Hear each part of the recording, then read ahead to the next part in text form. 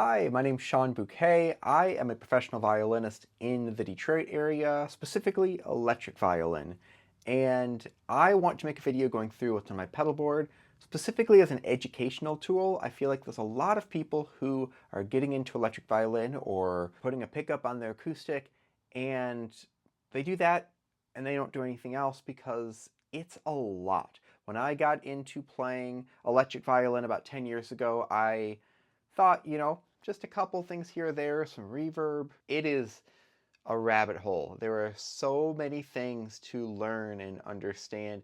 And the pedal board that I have is specifically to get the sound that I want. So, as you heard just before we started, that sound, to me, sounds very acoustic. And I can get an acoustic sound that sounds also very full, as if there's a string quartet. Some people who play electric, it sounds very electric. It sounds synthetic, depending on what you perceive that to be. I was talking to someone about half a year ago I played a gig with. I said I play electric violin, and they're like, "Oh, no, I hate the sound of electric violin." Well, that seems to just be because we're not used to what we can do with it. There are multi-effects pedals. This is a Zoom A14, and this is the Line 6 HX Stomp, which is a miniature version of the Helix. And if you are just getting into using an electric violin, get a Zoom Multi-effects. I got this one for under $100 used. I used to use the G3X, but this one's getting a little bit old, and this one's just a little more compact. This is definitely built much better though. With those for less than $100, you basically can try all the major types of pedals and experiment with it, and it has a built-in looper and things like that. The reason I have this pedal board is because the Zoom pedals do most things very well. The Line 6 Helix, those HX Stomp, does most things extremely well. But each individual pedal, I can do exactly what I want, and often I use what I feel like is the best on the market. This is my job, and I want to make sure what I provide for clients is the best. Before we get going, this is my electric violin. I got this one this year from the company Forte Vio, or the guy Forte Vio, because it's just one person. And this is the first 7-string he's ever built. He's building another one right now as I make this video, apparently very similar to the one that I had designed. And just a quick note with it, I'm not going to go into detail with it. If you want a video on this or the other pedals or a comparison, let me know. I'll be happy to make those. But this has 7 strings. We have an E string, A string, D, G, C, F, B flat. So it goes lower than a cello. And to make this video shorter, I'm just going to talk about each pedal very quickly and why I have it on my board. Going through each pedal in a lot more detail would make like a half-hour long to an hour-long video, and I'm going to try to avoid that, but let me know if you have questions on these. So, starting down here, the first thing I have is this pedal. This is not plugged into anything. It is a Bluetooth pedal to control pages on my iPad. This is from Donner. A lot of companies make wireless Bluetooth pedals like this to change pages. The Donner ones are about $50. Ones from the company PageFlip are like $100. I've seen ones in $150 plus. This one works great, and I like the way it looks on the board. This is my wireless. You can get smaller wireless things that are maybe $50 to $100, maybe $150, and they work fairly well. This one can change between a couple different bands. This is a new one I got from Shure. It's the, can't remember the name. I'll have all the links in the description, but it'll change between 2.4 and 5.8 for the frequency, and that way if there's interruptions with cell phones or other things, it can find a band that works, and I can go fairly far with this. I can go around 100 feet plus, strolling around while I play, and the battery pack is rechargeable and lasts like 12 hours. I also use this for a tuner. You can see it working right now. I have it set as a strobe tuner, so my B flat string is going to be a little bit flat. See that? And I use this while I play.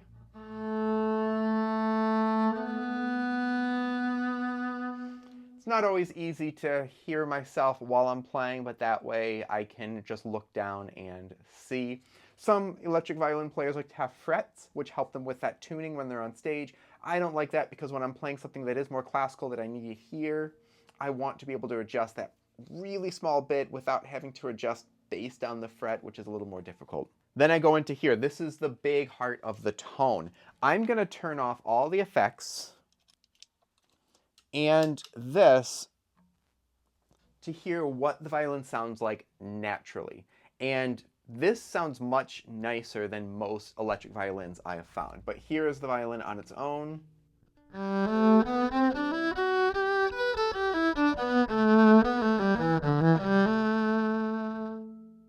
If that sounds familiar and you've heard electric before, that's why. I don't like that sound.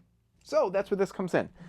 So the first thing, the little button I hit, that's a notch filter. Basically takes out a couple quick frequencies that the instrument resonates at, and that all instruments resonate at a specific frequency, and what happens is you get kind of this boomy sound. That's why instruments will get feedback with their instrument, because it starts to resonate a lot at that. So that cuts that out a bit. But what the main thing this does is it makes an image, or you'll hear things called IR, impulse response. But an image, think of it like a really fine equalizer to change the wavelength from the electric to the acoustic. And the really short version of how that's made is that they'll have, let's say, imagine an acoustic violin with a pickup. And it'll make sounds, it'll go through a bunch of different tones, either someone playing it or there will be a computer to make it much more accurate. And it'll record with a microphone what the instrument sounds like and record through the pickup and then find the difference. And that difference is then what is played. Now that I've turned that on,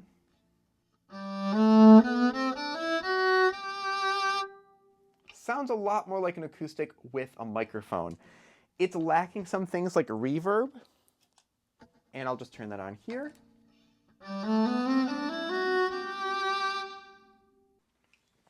And there's a couple other things that I'll add too, but I'll keep that reverb on. I don't do anything too much with the compression or the equalization because I have this for the equalizer, the Para EQ. Before I go on, imaging does not really exist on the Zoom pedal, but on the Line 6 Helix, you can load in an IR, an impulse response, and there are ones specific for violin that companies have made, as well as viola and cello, and I have one on there. I don't like it as much as a Fishman, but it's fairly close. It's basically like a different violin. You could think of it that way, how some violins are brighter or darker. But I use this then for the equalization. Both the Zoom and the Helix have good equalization, but after just using this once, I found it so easy to dial in the tone that I want with really only a few knobs. These are different high pass and low pass and shelving and things like that, and without going into crazy detail, now that I have the EQ on, let me turn it off real quick again.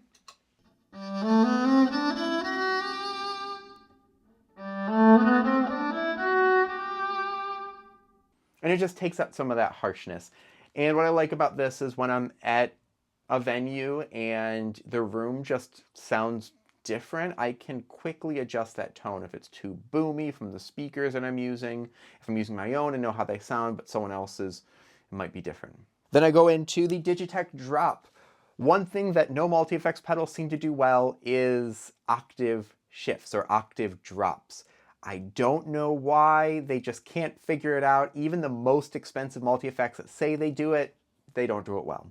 I've used other ones like the Pog or the Pitchfork, as well as Boss, and I find the Digitech drop just sounds the best. So I can show you this.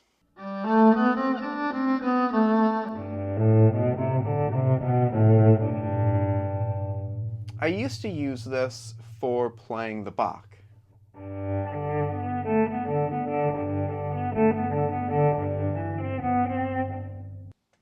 The Bach Prelude.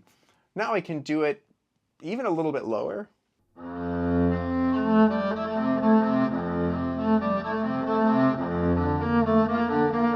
We can say that's Baroque tuning. So I'll still use it sometimes for a really low bass sounds to go even lower, but also to play octave and the regular sound in conjunction with distortion, and I'll show you why. The Digitech Drop doesn't have any other settings. I can't adjust how much of the low end or the high end I do. You can do that with some other ones like the Pitchfork or the Pog, but that does exactly what I want it to do, and it sounds the most natural to me. It doesn't sound synthetic or like computerized. Okay, here's where the big change happens. I go into the Mimikyu. I originally got that pedal for the end of my line so I could have two different quarter outs, two different outputs for two different speakers. It was basically my way of making a splitter. And I didn't like chorus pedals that add that chorusy sound, and this helped out to do that and sound really natural. So I'm going to now go into stereo. I have two outputs for every pedal from here on out. So if you have headphones or a computer that has two speakers, hopefully you can hear this difference. And right now the way it's set up is when I hit the button, instead of the same sound going to both speakers, my regular sound goes to one and a slightly altered one goes to another. Slightly altered being the pitch and timing is a little off. So it's going to sound like it widens, and that's how I interpret it. So here's without.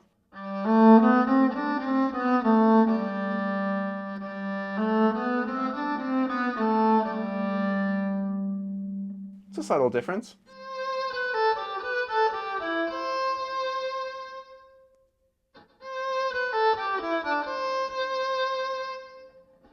We could make it more extreme.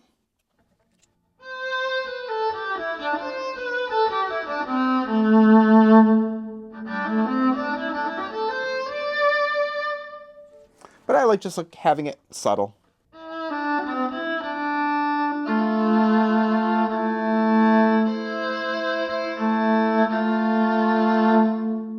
And it just gives it this more full sound. I overheard a violinist friend of mine say that they don't think a single violin can really fill a space. And I know they play electric, but they don't really do all this stuff. And when this stuff is all incorporated with multiple speakers, it can fill the space. Okay, going into the Eventide H90. This is the newest pedal for me. This is basically a multi-effects pedal. It can do a lot of different things, and I use it for a lot of different things. Right now, it says bounce, and this is my test of the left and right speaker. So again, if you have that set up,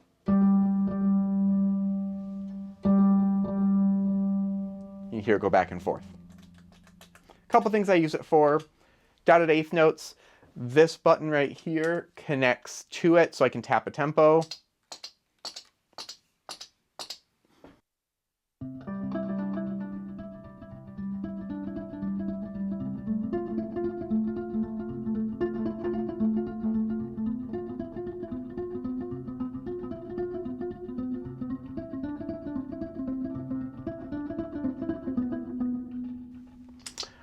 I have some other things. If I go to some distortion, where I'll add the octave down.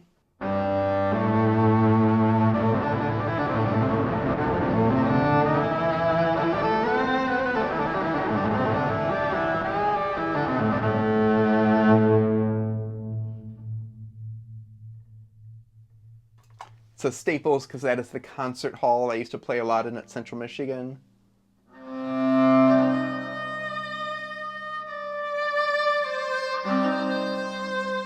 If I suddenly want a lot of reverb. And there's a few different things in here that I have set up.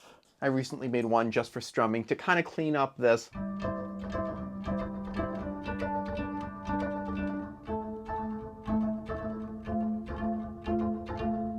So it doesn't sound too quiet or too loud, kind of evens that out. Now I kind of forgot to say, nothing really does what the doubler does. There's a lot of chorus pedals, but I'm surprised that's not more popular with different multi-effects pedals.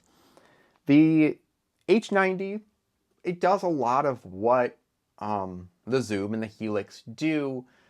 I just find that the H90 does it a lot better. You can only have a couple effects at once, but it does them really well for what you want to do. The looper though, both the Zoom multi-effects, most of them, as well as the Helix have a looper, but it's just a very short loop and you can only make one.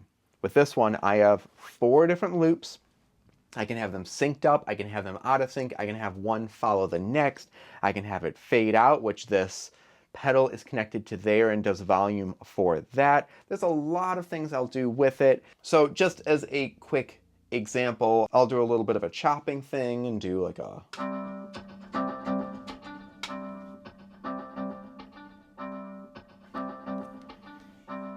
maybe a bass line.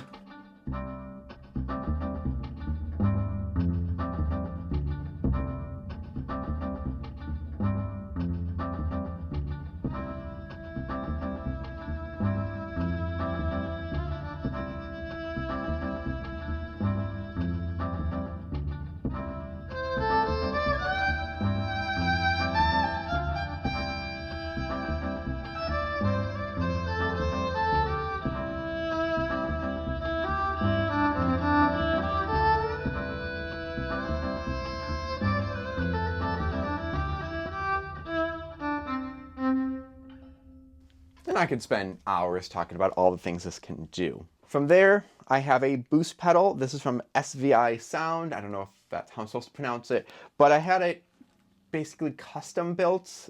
This person just makes them one at a time, but it's a stereo in and out. So as I'm playing, I need a boost. Whoop, there we go. Just a boost in the volume. I could put risers on some of these buttons to help that out, but it also has a mix out that goes to the side of the board. So if I want a speaker that just goes right at me, a monitor speaker with the mix, I can do that and still have separate speakers for everyone else. Then the last effects in here is my reverb. I've gone through a lot of different reverbs, really fancy ones that are very basic, and trying to find something that sounds the most natural. And I've landed on the golden reverberator. And this has spring reverb, this has plate reverb, this has all these different things. With plate reverb, so what's kind of fun is I can just have it 100% the mix and not me playing. So it's just the reverb and not any direct sound of me.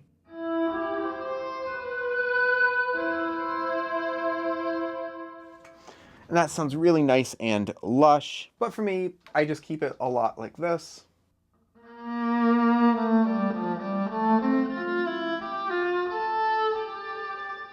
Sometimes I just want a really big sound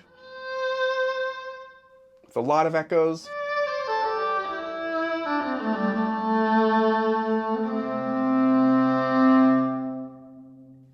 And so if I'm in a place outdoors or that just does not have a lot of reverb in it, I can set that up myself.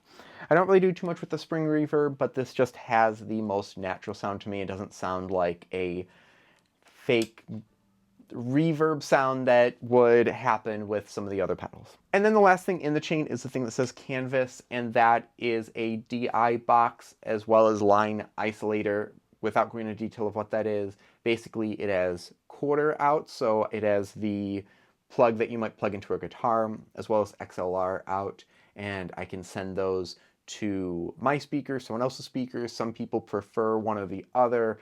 XLR can go like hundreds of feet and not degrade the sound. So there's a lot of good things about that, and that is just at the end for that sound. So hopefully this wasn't too long of a video. As you can see, none of the pedals are really that crazy. Like, I'm not doing much of anything that, I mean, if I do this one, this might be the most crazy.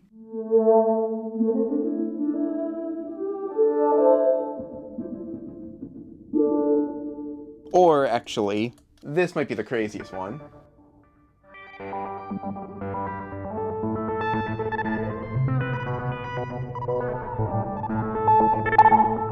I don't know if I'm ever going to use that. so everything's fairly straightforward with what it does, but it really makes it so I can have a string quartet sound with just me playing. And if I want it to sound more wide or more focused, more reverb, more or just brighter or darker or get more of a bass sound, I can adjust that on the fly. And if something does go wrong with one pedal, I can take that out, swap it out, and it's not the entire device. The HX Stomp can do a lot of that and does it fairly well. The Zoom is kind of my backup. I'll show a quick picture of the back of it. It's all powered by the Voodoo Labs X3 Plus. It can power 12 pedals with an isolated power so you don't get humming or buzzing or anything like that. And then I do have what's called the Dingus, which is I use for that mix out, so it's under the board and you can just plug in there. Okay, thank you very much for watching. If you watched all of it, like I said, ask me questions about any of these pedals or anything else electric violin related. This field of playing is very underutilized. With what I do, I don't think I'm that crazy exceptional of a violin player. I have a master's of music, but we're in the Detroit area. There's so many great people. What's different though is this sort of thing is not experimented with by a lot of violin players or a lot of bowed string players. Guitar players do this all the time. And it's not difficult to get into, but it can seem intimidating. And I hopefully want to make that less intimidating for everyone else. There are people like Lindsay Sterling plays the electric violin, but she does it mainly to amplify her sound. She's not doing a lot of really crazy effects with it. And for some people, they don't need to, but it just seems like the person I talked to about half a year ago, they just didn't really know what they could do with an electric violin. And I want this to become more popular. I want this to become a thing where people feel comfortable diving into it, and that I am not kind of one of the only people doing this in the area, because it's not that crazy. But anyways, hopefully you learned something from this. If you're interested in picking up any of these things, or you're interested in getting into that, you can get a pickup for your acoustic instrument for $150 for a decent one. I've seen really cheap ones that work to practice with. And you can get free effects for a computer, but for about $100 you can get all the effects you can think of and experiment with it. So thank you very much again. Leave comments below and have a good day.